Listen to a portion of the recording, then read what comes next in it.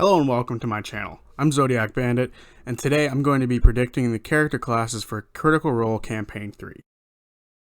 This lovable cast of goofballs have given us amazing characters over the course of 2 campaigns and multiple one-shots, and I feel confident that I know these players well enough to guess what they might pick for Campaign 3. I will order them based on how confident I feel in my predictions. The ones I feel the most confident in will be last, and the ones I feel least confident in will be first. Starting off with the person I am least confident in my prediction, and that is Sam Regal. I think he's going to be a fighter or a barbarian. Sam has played 2 campaigns as small, physically weak characters, and I think this time he's going to do the opposite, or at least Liam's going to tell him to do the opposite. I think he's going to play a massive fighter or a massive barbarian. If he plays a massive barbarian, I don't think it's going to be like terribly similar to Grog. He might play like a massive, or on the taller side scale of like a Dragonborn or something like that. Maybe even a Warforged based off the end of Campaign 2. And I think if he goes fighter, he might become a half-caster to keep that magical thing he's been going with, because he's had magic a little bit in Campaign 2 as well. But then if he goes barbarian, I think he's going to go full damage sponge and maybe even play Matthew Mercer's Juggernaut barbarian subclass. I feel like they're going to try to push. I don't think he's going to push them, but I think they're going to try to play more of his stuff. Next is Ashley Johnson. I think she's going to play a wizard. After a full campaign of being a melee fighter, I believe she's going to try to be something completely new. And now that she's no longer on Blind Spot, curse you Blind Spot, I think she'll want to try to totally learn her class and, show off. Become the master of that class like Sam did with Bard, if that makes sense. And I think she's going to try to play wizard, simply because I think she's going to try to go from something completely different from Yasha. And, the biggest difference from being a total melee beast is to be a total magic beast. And I think she's going to do that, and I hope she does it really well. So next up is Laura Bailey, and I feel like she's going to play a druid.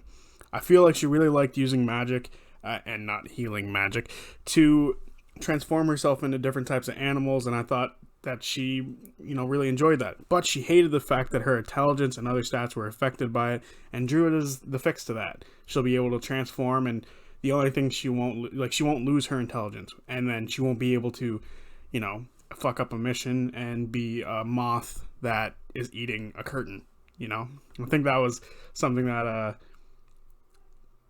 really pissed her off when that happened. And I feel like when they ran into Rini and she was able to transform, I thought Laura Bailey friggin' loved that. So I feel like, to stick with magic, because I'm pretty sure every character she's had magic. I don't remember if Vex used magic or not, but she had magic items, so, whatever. And yeah, that is literally all I'm basing this off of. She is one of the 3 people who I have, very limited confidence in my predictions.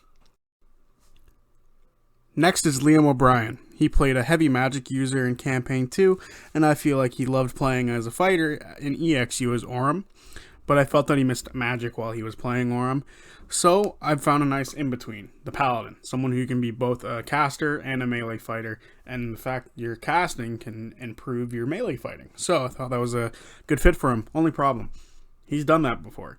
He's already played a Paladin rogue. He was multi-classing, so he might not want to do that again. But as of right now, my list has 0 healers. So he might also go cleric. It allows him to still be a spellcaster. And in a pinch, if he has to, when he runs out of spells, let's say, he can also become a melee fighter. That can still hit pretty hard. So I feel like one of those 2 will fit really well for him being both a caster and a melee fighter if need be. So next up is Marisha, and I'm so confident in this one that I'm not going to give too many reasons for it. 1, Orc Bard. She has said it a million times on talks. That's all I need to say. She said it over and over again. She said she's trying to figure out how to make it work, and over this break, I feel like she did it. Simple as that. Oh, you want more? Okay. How about she just played a super heavy melee-focused character whose abilities didn't work every single time that she tried to use them. And I feel like she wants a bit more consistency. Granted, don't know if Bard is the way to go if you want consistency, but magic is still very reliable. So I feel like she's probably going to go with that way. And she said, that she wants to be an Orc Bard. I don't know how many times I have to say it. She literally said it, guys. She told us what she's going to be. Next is Talzin Jaffe. I feel like he's going to play a sorcerer. He played a heavy magic-based character in Caduceus, and he really liked it, so I think he's going to try that again. However, being a sorcerer will allow him to use more of his creativity. As Caddy, he couldn't really do that. I feel like Cleric, when it comes to being creative with your spells, is very limited. You have your Spiritual Guardians that you can pick what they look like, your Spiritual Weapon that you can pick what they look like. After that, it comes down to a lot of what your god thinks and what your god wants you to do. So I think we using meta magic will allow him to be way more creative with his spells. And Talzin's a very creative guy, so I feel like he's going to make a really creative character in backstory and in class with his meta magic. Also, Matt has a homebrew for Sorcerer class, the Rune Child, and I think it would be really fun for a player to be able to experiment with that. And like I said earlier, they're going to try to use more of his classes. So last but certainly not least is Travis, and I think he's going to be either a rogue or a blood hunter, Order of the Lycan. He likes to be a damage melee fighter, and rogue is easily in that category. It will allow him to continue being a charismatic character. He really liked being forward, being a leader, being in that front stage. He didn't necessarily get to do that all that much as Grog. So since then, he's played forward and had been a extremely charismatic character. And I think he's going to want to continue using that, to his advantage, so he can speak more, be, more involved in talking with characters and talking with NPCs. And then the next thing a rogue can do really well is he'll be able to sneak around. It'll let him do things that he couldn't do in other campaigns, like go off on his own to gather intel. He couldn't really do that as Grog. I don't remember him doing it too much as Ford, but he could have. And then I think another thing that he'll really like being a rogue, he'll be able to sneak around on other players. With Ford, he tried to be a bit more mysterious, but after a while it kind of fell. But this will allow him to 100% do it. It'll allow him to sneak around, do whatever he wants. It'll allow him to, most importantly, push the big red button without anyone telling him not to.